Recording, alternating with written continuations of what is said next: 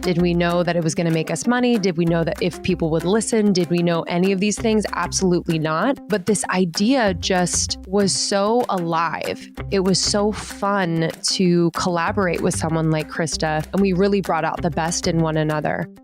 Hey, my name is Jenna Kutcher, and I am obsessed with all things business, marketing, numbers, and helping you to navigate both the messy and the magical seasons of this thing called life. I'm a small town mama who took a $300 camera, grew a successful photo biz, and now I work from home and run a 7-figure online business. I teach you the tried and true secrets to building a career you adore. Shy away from the real talk? No way. Money, hardship, growth, loss, and marketing are all topics we discuss here. Think of this as your one-stop shop for happy hour with a gal pal mixed with business school. Pull up a seat, make sure you're cozy, and get ready to be challenged and encouraged while you learn. This is the Goal Digger Podcast. What started as a side project between two best friends grew into a global community and a top 50 podcast. Lindsey Simcik and Krista Williams are the hosts of Almost 30, and they've made steady, strategic, and intentional moves to grow their podcast platform into a thriving business that supports women in their wellness, happiness, and overall well-being. This conversation is a long time coming. Like, no, really. The email thread to book a date when all of our schedules were aligned is about 55 emails long, but it is so worth the wait. We're exploring their podcast growth from side project to full-time gig, the lessons learned in the process, as well as how they keep it all going as their lives are in transition in tandem with the business. At long last, here are Lindsey and Krista of the Almost 30 podcast. Goal Diggers, I have a podcast recommendation for you. If you like staying in the know when it comes to trends in business, well, you'll love My First Million podcast, hosted by Sam Parr and Sean Puri, brought to you by the HubSpot Podcast Network. My First Million brainstorms new business ideas based on trends and opportunities in the market and shares the stories of how companies made their first million. It's conversational and interesting with insights on topics that we don't always get into on Goal Digger. NFTs with Gary Vaynerchuk, direct-to-consumer strategies, how vending machines are generating millions. Sean and Sam have their ear to the ground for the next big thing in business, and the guests are top-notch. Listen to My First Million wherever you go to get your podcasts. Thanks to Issue for supporting Goal Digger. Create once and distribute everywhere. Everything is optimized to post on your website and social platforms. Get started with Issue today for free or sign up for a premium account and get 50% off at issue.com/podcast and use the promo code GoalDigger. Okay, this show has honestly been years in the making in the sense of like, there's so many connections where I'm like, when the time is right, the stars are going to align and it's going to work out. And this is one of those. So welcome to my friends, Lindsey and Krista. Welcome to the podcast. Hello, hello. So excited. I remember years ago emailing with Kylie, and we were trying to get you on the show. It was like when we were a lot smaller, and I just feel so grateful that we have had this chance together to be on the show because we've been admiring you for so long. And we always tell podcasters that we work with, you know, if you get no's or if the timing's not right, it's meant to be. And I really believe that's proof here that we're excited to podcast with you.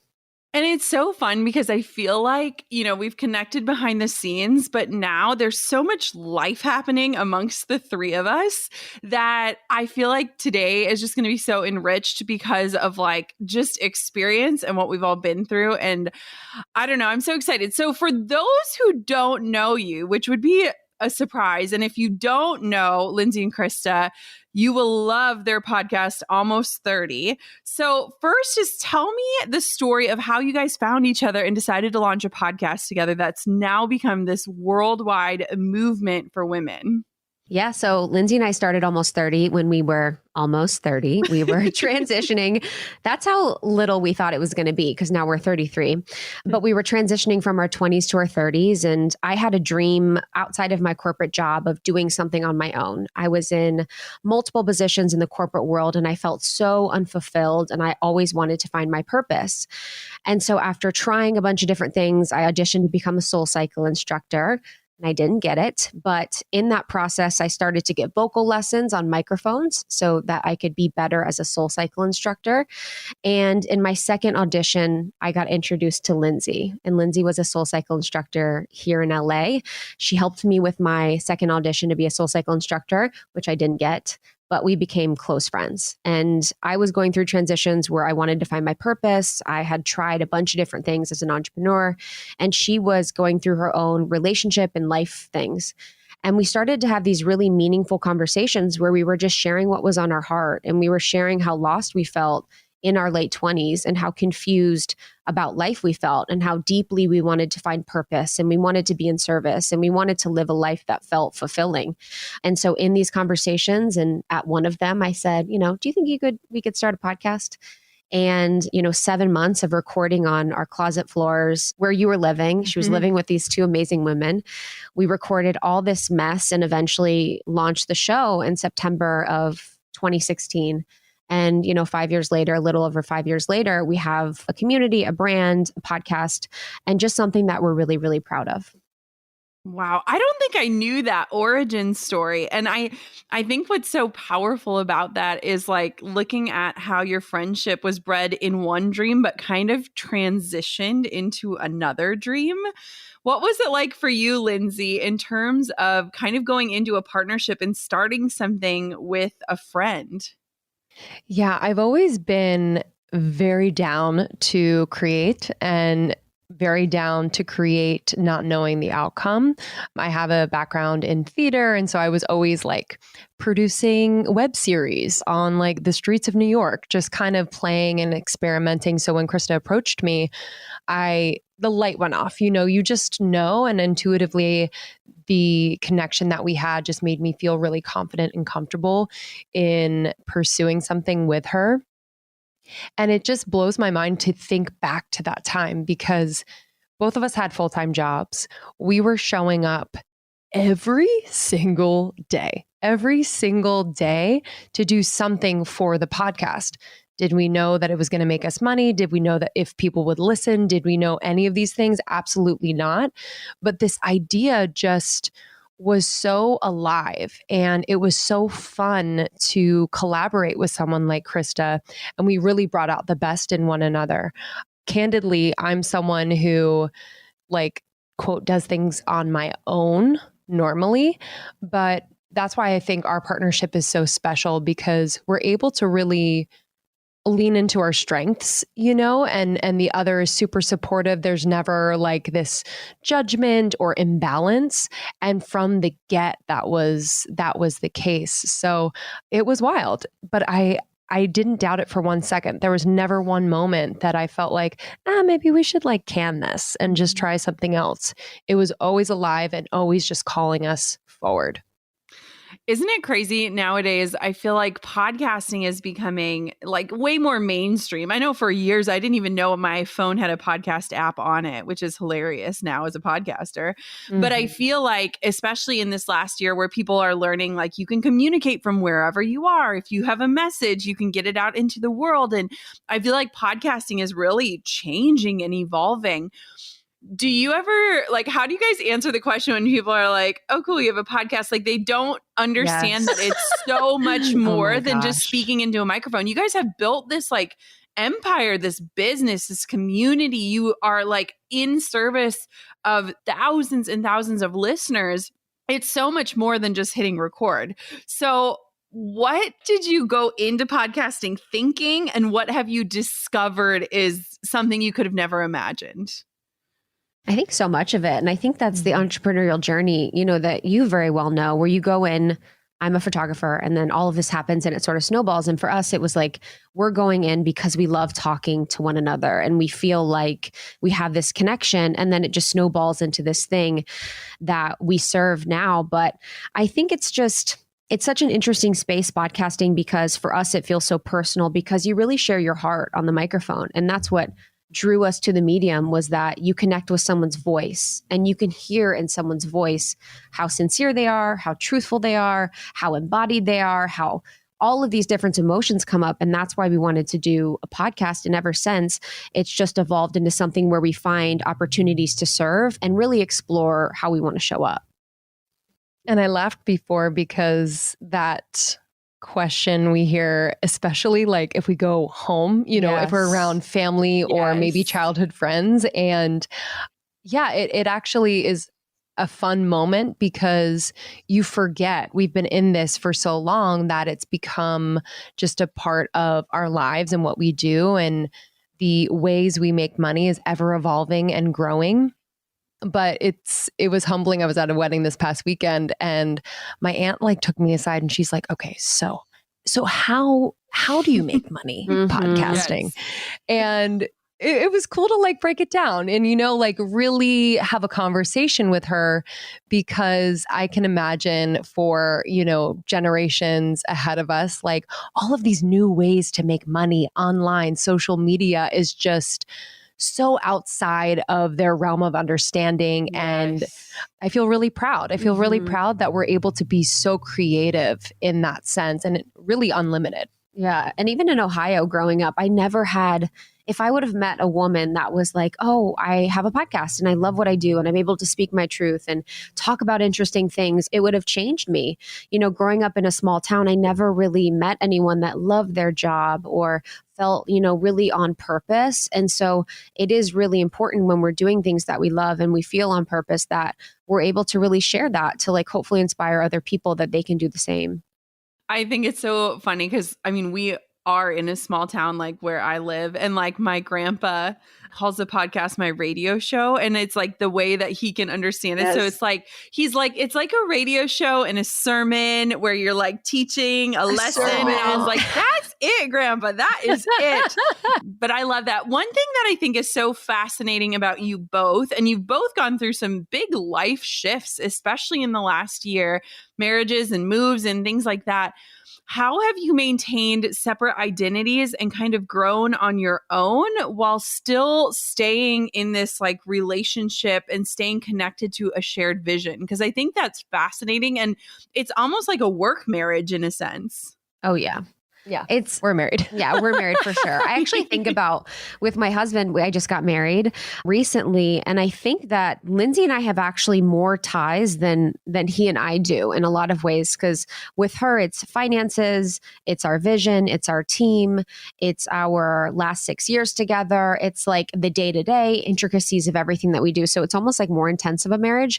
And so in these last couple months, Lindsey's moved to New York City.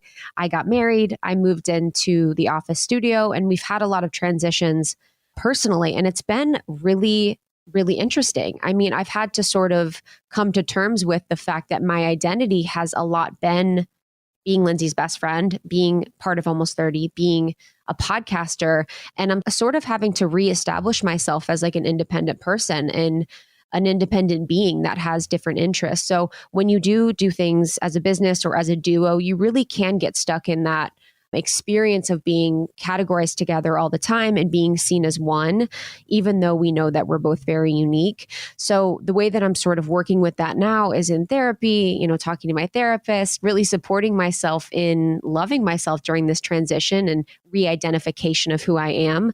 And then also just being really honest with Lindsey and us connecting with our coach every other week and connecting with our healer every other week, and just making sure that we're always staying like abreast of how each other are doing emotionally so that we can make sure that we're supporting each other in the best way that we can, while also supporting ourselves in like a really big time. Yeah. And I think these really big transitions in friendship are such a huge opportunity to recommit to one another and to reconnect in a different way. I think in friendship, just as a romantic relationship, you can go on autopilot. Mm-hmm. And not that we were, but kind of like, yes. I feel like because we're in it day to day together, we show up to work, we're immediately working. We're not necessarily checking in with each other because we have things to do. And so when the move was final, yeah, it just brought up so many really important conversations, feelings that I think just kind of like rebirthed our friendship in a way where we got to voice things that I think were important for the other to hear, but then also just for each individual to just say out loud. Because as there can be so many things happening and so much on the to-do list that you almost forget how you feel. You're like, it's fine. We'll work it out. We'll figure it out. Instead of a true marriage. Yeah. Instead of like, really, I'm sad. I'm sad. I'm scared. I feel abandoned, or I feel constricted, or I feel whatever it is. And so it was actually, I think, very important for our relationship. And we're still like in real time figuring out the best way to nurture the relationship 3,000 miles away. We have weekly check-ins. And I think because we don't see each other every day, we're a little bit more mindful of just checking in outside of the business, because that's something we do anyway. So yeah, and that's just like as a last thing, I've really been working on flipping that script in my head where the relationships in my life that I know are good, I spend the least amount of time on, where it's like with Lindsey, I know we're always good. Like, I know we always love each other. So it's like, oh, we'll talk later. I'll check in later. We'll hang out later. Even with my husband, it's like at the end of the day, you're like, can we just lay on the couch and not say anything? And really, it's like, he's so important to me and she's so important to me. I should really be pouring my energy and love into the people I love that are most close to me. And I found myself at points in time fostering relationships with people that were, not as important as like my main ones. And I really want to work on having my core group that feels really solid and that I'm investing in regularly. I love that. Coco was having a tantrum the other day and was like, Mommy, no. And I was like, I love you the most in the world. Why are you doing this to me? And it like reminded me of, even as adults, like we take out our like frustration or like the emotions that bubble over from other things because we feel safe to do that. But it's also like, how do we like create this like secure bubble where it's like also the other side of it too, Yes. So it's kind of crazy. I want to know, I think that, so many women are taught to be in competition with one another. And so when we see women truly championing each other and collaborating, like, have you guys always been this self-aware, or has this kind of unfolded on the journey of, being in your late 20s now into your early 30s? Do you feel like you've had to be, consciously growing as a leader, as a companion to one another, as a business partner, but also as your own visionary? Like, you guys are so self-aware and so like in tune, but has it always been the case? Definitely not. But I think that it has been the case since the inception of the podcast. It's just gotten stronger and stronger. I don't know if we would have been able to receive this idea if we were not aware, because it is such it's such a potent mission that my early 20s self would have been like, no, this is too much work, or, let me focus on the more shiny things rather than like the deep work and really serving people in this way. But it is vital as a leader to be always learning, growing, evolving. And, it looks like our coach, our therapists, healers. It looks like time that we set aside for ourselves to really care for ourselves, both physically, mentally, spiritually, and also just educating ourselves as we step into more of a leadership position, both on this platform, but then also just within our team. We are, in a sense, managing people for the first time.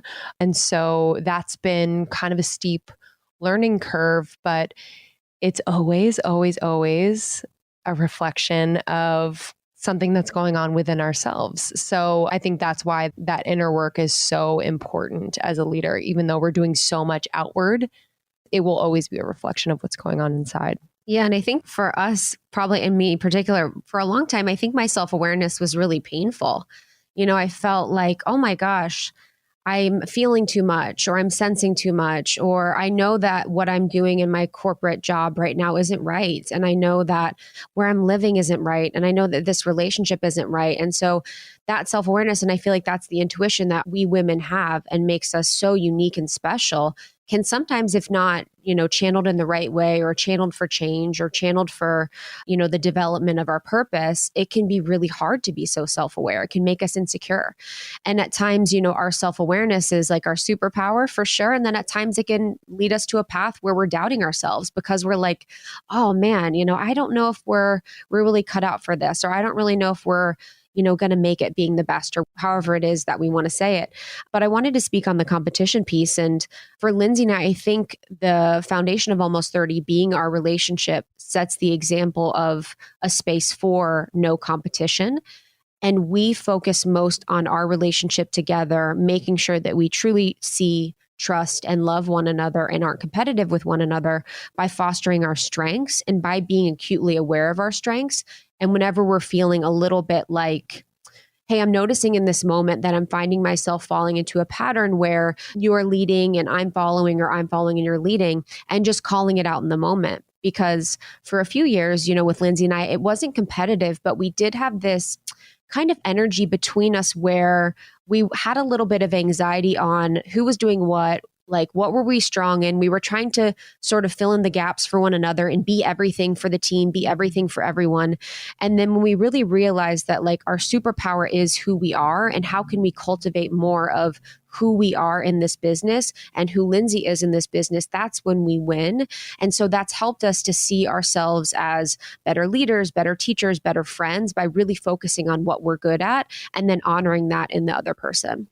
And I think I'm remembering that time, and it's kind of crazy that we went through that for so long. It was hard. It would just be together. We'd be like, ugh. We'd be just kind of mad all the time. And just on the, female piece of female friendships and being the space with other incredibly powerful women, I do think there are moments where we get that hit of, oh, I wish I could be more like her or do it that way. And I think that's so human. And I think, thankfully we have the awareness around that. We're like, oh, okay, let's pick that apart a little bit. What is this really about? Because Lord, we are surrounded by incredibly successful, powerful, amazing women. And it's really shown me that in the past, I've kind of avoided those types of friendships because it made me feel a certain way about myself. And so in cultivating these new friendships, I've noticed that I just have this huge opportunity to step in as who I really, really am, and as fully embodied and really powerful. And I'm not going to be bullied for it, shunned for it. I don't have to dim my light. It's actually encouraged and accepted by other women that I'm surrounding myself with. And it's really healing. It continues to be. And, I think in the Almost 30 community, we see that too, or we hope to foster that too. If you haven't already implemented a CRM system into your business, well, now is the time. CRM, or customer relationship management, is at the heart of scaling your side hustle into your success story. CRM systems take any customer interaction and transform that interaction into valuable data and insights, allowing you to strengthen relationships with your customers and grow your business. Many CRM platforms are either over-engineered or clunky and unreliable, costing you more time and money than they're worth. A HubSpot CRM platform means you have a purpose-built solution that's tailored to your business and your business alone. So whether you're just getting started or looking for a robust system, HubSpot is super flexible and totally customizable, meaning it scales and grows as you do. With new features like business units, association labels, permission sets, and more, HubSpot admins can tailor their account like never before. And now with sandboxes, admins have access to a production-like account, allowing them to test, iterate, and experiment without risk. Learn more about how you can customize your CRM platform with HubSpot at HubSpot.com. If you create highly visual products, think lookbooks, photo albums, digital downloads, PDF guides, and more, well, you need Issue. Issue is the all-in-one platform to create and distribute beautiful digital content from marketing materials, magazines, flipbooks, brochures, and more. Say you want to put your beautiful brand media kit on your website or in a blog post, Issue can help you display that PDF in an easy-to-view way on every device. If you're a photographer, you can use Issue to take those gorgeous photos and turn them into a flippable high-res photo book to serve as your digital portfolio. Maybe you could even send a highlights album for a client.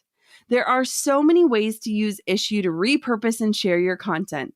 It works seamlessly with tools you already use like Canva, Dropbox, and InDesign.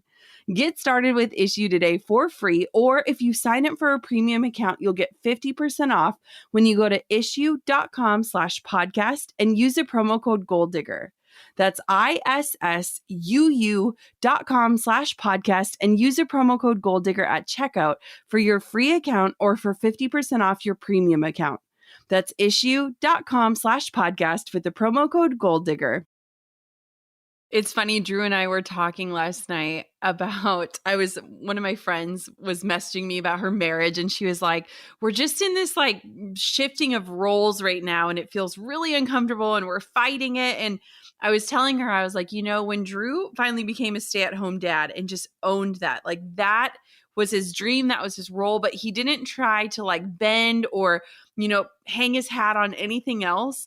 Like when we stopped trying to like resist what the world was like, or when we started resisting what the world was telling us our roles were and just like owned them and owned the strengths that each of them brought, it like totally transformed so much. And I think a lot of times in terms of partnerships, it's like we're trying to fill these roles that we imagine the other person wants us to fill versus just being like, this is my strength, or this is my sweet spot, or this is my superpower. And I think it's just so enlightening too, that you guys have grown as humans, but also grown so much together. And I think that, so many relationships, it's like when I look at, we've been married a decade and a lot of people are at that make or break stage. And it's like, we're totally different people than we were when we first got married. But while we grew into ourselves, we also grew towards each other. Yeah. And I think that's like the thing. It's huge. And so, yeah, I like admire the fact that it's not perfect and it's not always Instagram worthy and it takes work. But one thing I'm curious about is like when you guys started Almost 30, what was the vision for it? And do you still have that same mission, or has that evolved as you've aged and gained experience?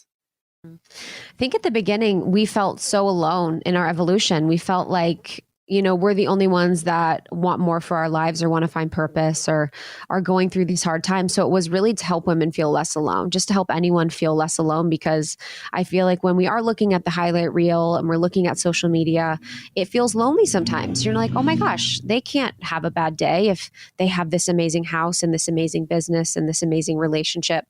And so that was our goal through like honest, authentic conversations, was to feel less alone. And now over the years, it's sort of evolved into helping people through life's transitions and helping them evolve. And as we've gone through a lot of transitions, me out of the corporate world, Lindsey out of SoulCycle, us into marriage, us into New York, all of these things, life doesn't stop and we continue to evolve and change and grow. And for so long, I was resisting my growth and I was resisting my own evolution because I was scared what that meant for my family, for my friends, for my identity that I perceived at the time. And I wasn't really fostering my own growth in a way that was really healthy. And so as we really expand the business, it's just to help people in their evolution so they feel less alone. And so they know that, growth and change is actually a good thing. And when we lean into it, really beautiful things happen because you can almost take the reins of it. It's like, okay, life is changing no matter what. Like, even 2020 really showed that to us. It's like things are happening out of our control completely. How can we take the reins back in our life? And how can we take the reins on what we have control over to really make the most of our experience on earth? Mm-hmm. So I'm going to pretend like I'm Lindsey's aunt at a wedding. Oh my gosh. And ask you a have question. no idea. Yes. And what's her name? Aunt? Oh, this one was Aunt Cindy. Cindy. Okay, I'm Cindy. Classic. So walk me through. So let's say somebody's listening and they're like, I think I want to start a podcast. Walk This me happens all the through time. like the growth of your show and also then how it expanded in so many ways. Because I think a lot of times when we start our shows, like for me, it was an experiment. Like, I wonder what's going to happen. And I wonder if I'll run out of things to say. And like, you're never thinking about episode 500 when you're recording episode number 1.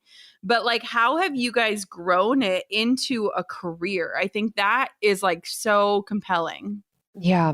So the first thing I would say is in regards to the beginning. Say Cindy. Oh, Cindy? Yes. Take a seat. Listen up, Cindy. I would say the gestation period is super, super important. And I think a lot of people, because we coach a lot of podcasters, they want to rush through that period and they're like, I want to launch. I want to start to make money. I want to get on the road. I see everyone doing it. I got to be next to them.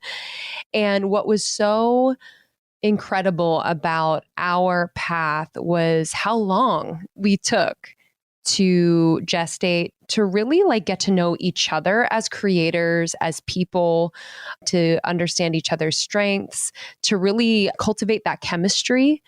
It was important that we took those 7 months on our closet floors to kind of mess up, to be completely honest. No one will ever hear those recordings. They have not seen the light of day. But it was important. And I think it built our confidence. It really anchored us in almost 30. Like the humble beginnings, I think, are so important because they are kind of fueled by the why. You know, we're not making money. We're not seeing anything at the end of the tunnel, truly, except a launch.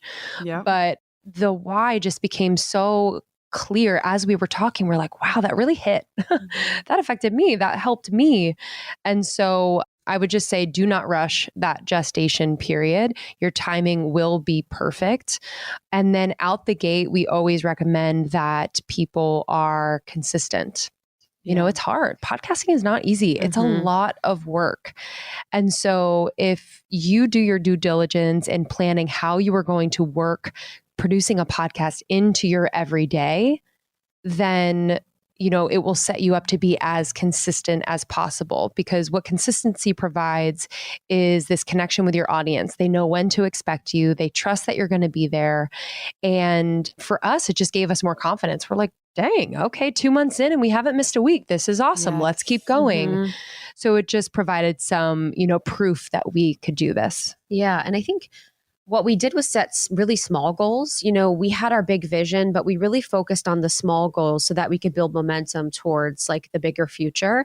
And especially when we're working full-time jobs, it's like, you know, by focusing on the small goals, we could really focus and time batch and, you know, really be smart about our time because we only had nights and weekends. And then I also think we were really fierce about our dreams, but we were flexible at how we were going to get there. You know, we were flexible about the mode and method of how it would happen. We know that we wanted to have a job where we could be ourselves and, you know, we could really leverage our strengths. And so however that was going to express in the world, I thought mine was Soul Cycle. I was like, oh, I think Soul Cycle is my dream. And really there was something that was different and better for me in the end.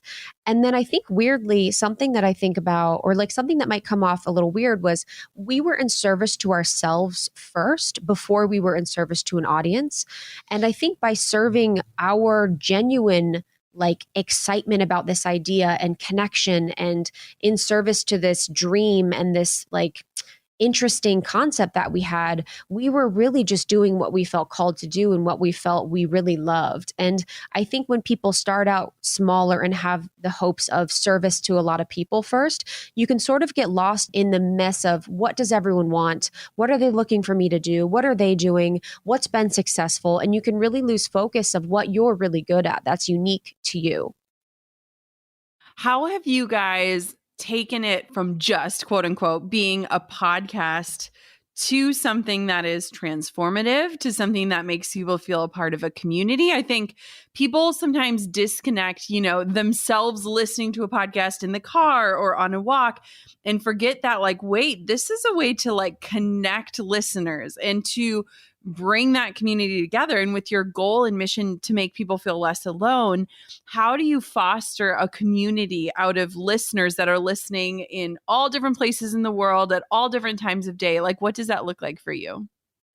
Yeah, well, it started off looking like gatherings in our friends' backyards in LA. So our local LA listeners, we would invite over for like new moon ceremonies and things like that. And then we went on to Soul Cycle rides. And before you know it, we were touring the country, and then we went on a world tour. And I think that in-person connection obviously is now kind of like, how do we do that? But then it was so important for us to meet the people that were listening to our show and being impacted by what we were talking about, because not only did it make us feel amazing and it was just great to connect our listeners to one another in person, but it really fueled like the next season or evolution of Almost 30, which then, after 2020 became the membership. So this is a place where people in our community can join, connect with one another in a really intimate, very real and authentic way, where we provide them workshops and live hangs with us and giveaways, and just a space where they can feel like they can take a deep breath, they can be themselves, they can grow at their own pace and just feel super supported. And it's really cool. I think, we always love an in-person, but the fact that we can reach more people is important to us at this stage. Yeah. And I think it's focusing too on us being so much of ourselves that other people feel comfortable being themselves too. And I think you do such an amazing job at this. It's like kind of pulling back the curtain. It's like, yeah, it looks so successful and all these things, but underneath it's kind of the wheels are falling off, or like we're going through this thing, or we're going to be really honest about this topic so that people know that, we're just like them, but we are experiencing similar things, and they can feel less ashamed about what they're going through because we're going to be really open and honest about what we're going through. I think that's so cool, like hearing about you guys meeting people in the flesh, because I think one of the hardest things about podcasting is, one, the metrics suck. So you really don't even know like 100%. Who's listening, or like how they're listening, or how long they're listening, or like, I mean, you literally know next to nothing. So it's always like whenever I meet someone that listens, it's so powerful because I can almost like envision that person, because so much of podcasting is literally like talking into a microphone into your computer and like just throwing it out into the world. Like, here it is, here's this thing. And so it's like when that human aspect of like a host and a listener connection, and like knowing that you're like this trusted mentor, even if you don't even know who the listener is, it's like such a gift that I think is so easily forgotten in the grind of creation and consistency and everything like that. And so I think it's interesting because like when you start a podcast, it's kind of like, who's going to listen to this? And then when people start listening, it's like, what are they doing about it? And like, it's just so cool, I think, knowing like when you can have those conversations with your listeners and actually feel the impact. It's just like so powerful. And I think a lot of times podcasting can be lonely because it's like you're just throwing out this content and like hoping it lands and hoping it's making a difference. And the conversations and the connections can sometimes be few and far in between. Yes. Yeah. It's like lonely at one time and then liberating at others, because at some point it's like with YouTube, I always felt like, okay, there's a camera on me. I have to look a certain way. I have to, be all these, my space has to look a certain way. I can see the views and the comments right away. All that kind of stuff was so intimidating to me. I'm like, how could I produce content that felt heartfelt and felt like me and felt truthful and authentic if it's being responded to and reacted to in that way? And then people also can judge how you look. And so there's part of that with podcasting where I feel like it's so liberating, where if we have a show that's like less than ideal, it's like we might know, people might tell us, but we might not. We might not see the comments or the feedback. And so it's such a catch-22 where there is the loneliness where you're like, are people resonating with this? And then there is the other side where sometimes I'm like, oh my gosh, I'm so grateful that we don't have in-the-minute feedback, because what space in our life where we don't have that? With Instagram, it's the comments, the likes, the shares, all that. Same with YouTube. And so with podcasting, it's like this precious medium where you can put out what you feel and what you feel heartfelt. And you only know if it's resonating if the show grows over time, really. Yeah. I love that because that's why I became a podcaster was so that I didn't have to be camera ready and like I can record at 8 p.m. or 7 a.m. and I can record in my closet. And like there's so much beauty in just showing up with your voice. And I think a lot of times our voice is the last thing that we feel recognized by because you see appearances, you see the flashy, the shiny, the video, the movement. And like, I remember when one time Drew and I were eating sushi in Hawaii and I had my back to someone and I was speaking to Drew and she goes, "Oh my God, are you Jenna Kutcher? I had no idea what you looked like, but I knew your voice." And I was like, that is so cool. Like podcasting is so cool. You do have a unique voice. I love it. I love your voice. It's just what very would you say to somebody that is thinking about starting a podcast, but they're like, is it worth it? Is it too saturated? Can I stick with it? Like, how would you encourage them or what would you say? Yeah, there are so many ways to express yourself and get your message out there. I think podcasting is super unique, like we've been talking about with that audio only component. I would say that you got to love it. You know, it's hard to fake showing up and sharing your opinions or sharing your story or someone else's story. It's really hard to fake it and maintain that over time. And so, you know, if Krista and I did not love podcasting, I promise you we would not be still podcasting. It's just hard for us to kind of be not lit up and continue the momentum. So I would say you have to love it. And you can find that out by taking that period of like gestation, like I was talking about, where you're practicing. You know, like you don't have to, I feel like now in this day and age, and I am guilty of it, where I feel like, oh, I have to capture this. I have to put this out. I have to let people know I'm doing this. When it's like, can you give yourself a few months, maybe even just a few weeks to really immerse yourself in this process and get a feel for, okay, does this light me up? Does this like feel like me? Does this feel like something that I am excited to learn more about? Because there will be a lot of things that you have to learn in order to produce your own show. Yeah. And I think it's such an interesting place where we are in culture because I feel like we've sort of lost passion projects for side hustles. And now it's like we feel like we have to monetize every single thing that we do, which I love money. I truly do. My husband is like always like, is this my life of you loving money forever? But I really love money. And I really do believe that we all should be able to earn money in a way that feels aligned. But when we put the pressure on every single thing that we do to earn money for us, to be the way out from a job that we hate, to be the way out from, you know, all of these things, to be an exit plan, it really stifles the creative process in a way that can really be detrimental. And I think Big Magic by Elizabeth Gilbert is a really beautiful book for people to get into about the creative process and really allowing it to unfold in a way that feels natural to that project. And for Lindsey and I, you know, we didn't focus on monetization for the first year or so. And then I remember we got our first $200 check and I was like, yes, I have $100 for groceries because we have to split it in two. This is amazing. I love this like side gig. But when you go into something that you love and you're like already asking it to make you money and be something that you monetize, it's really focusing on the wrong outcome. And you have to focus on the quality of what you do and allow it to evolve naturally over time. But on the saturation piece, I mean, there's millions of podcasts out there. There's millions of Instagrams. There's millions of YouTubes. There are millions of everything. And so if that will be something that stops you, then there's other mindset work that you'd probably have to do around, you know, fear or some things that are holding you back.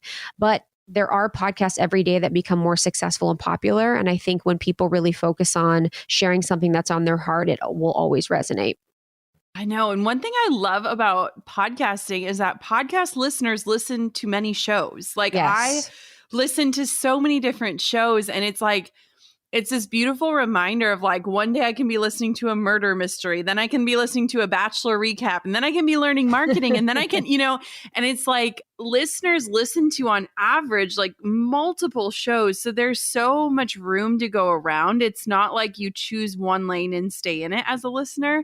Yes. And that should just invite other voices to the stage. It's like, man, like It's not, it's never too saturated if you have something to say. I want to know what's next for each of you individually, and then what's next for Almost 30.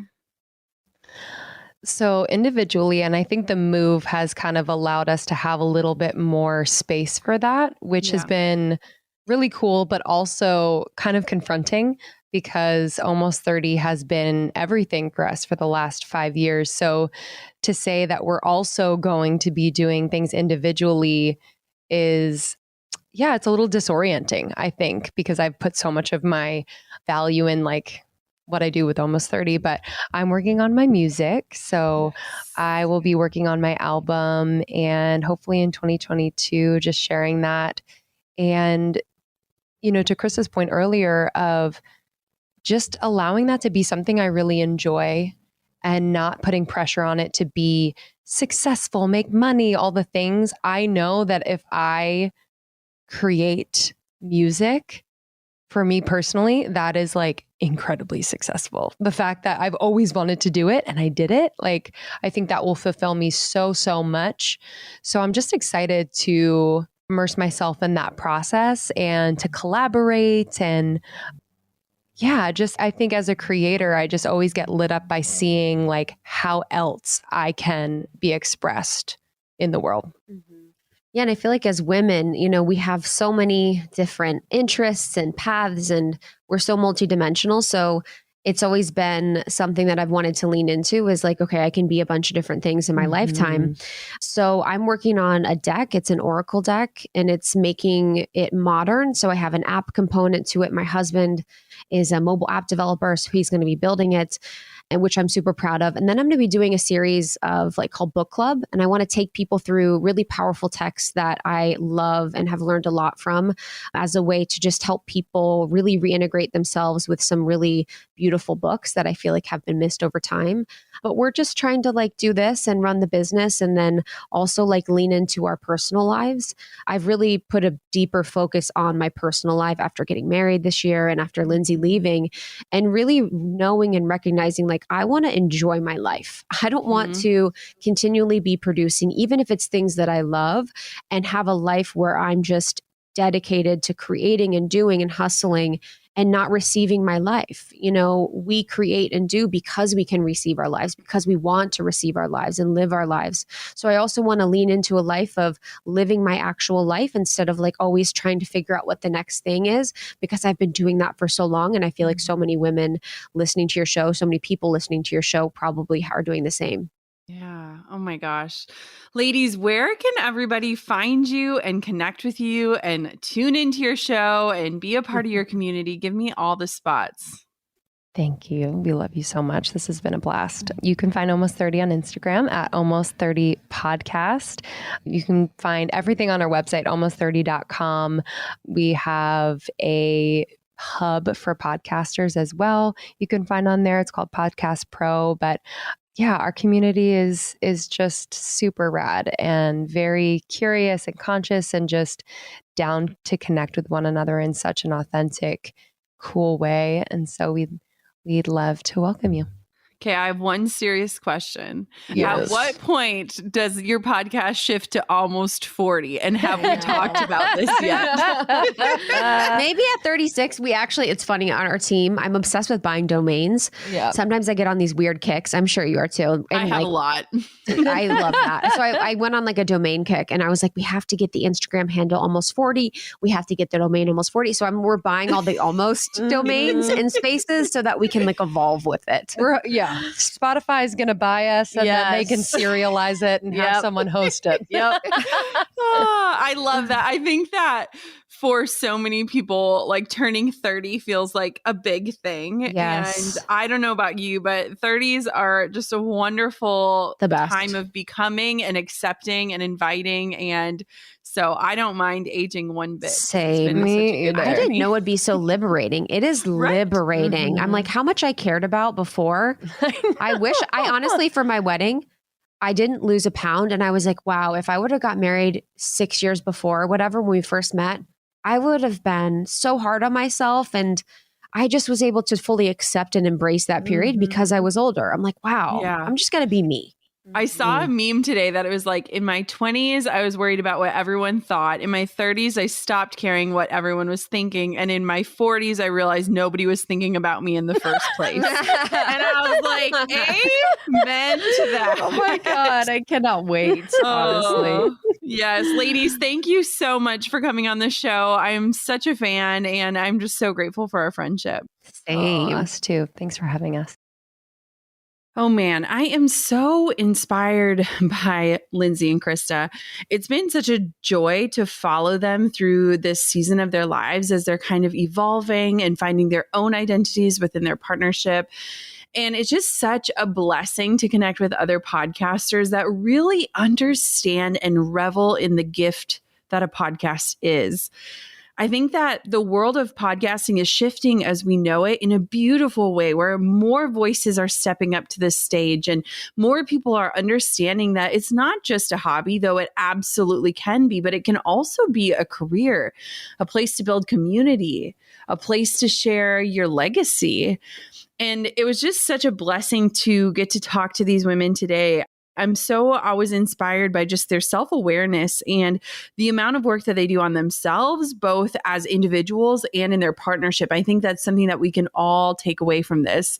You guys, their show is just so amazing. So if you haven't subscribed yet, hop on over, check out Almost 30 Podcast. It is such a treat for your ears. And it's just so beautiful to follow their lives, their thoughts, their learnings, and to kind of go on that journey along with them. Thank you so much, too, for being a part of this community. While I might not be able to meet you face to face, hearing how this show has impacted you absolutely transforms me as a creator and gives me the strength to continue on this journey. So thank you, Goal Digger listeners. And of course, until next time, keep on digging your biggest goals. I'm over here giving you a virtual high five because you just finished another episode of the Goal Digger podcast. Did that go by way too fast for anyone else? If you want more, head over to goaldiggerpodcast.com for show notes and all the discount codes from today's sponsors. And if you're looking for a new crew of movers and shakers like you to bounce ideas and ask questions, be sure to join my exclusive community for Goal Diggers on Facebook. The link's waiting for you at goaldiggerpodcast.com.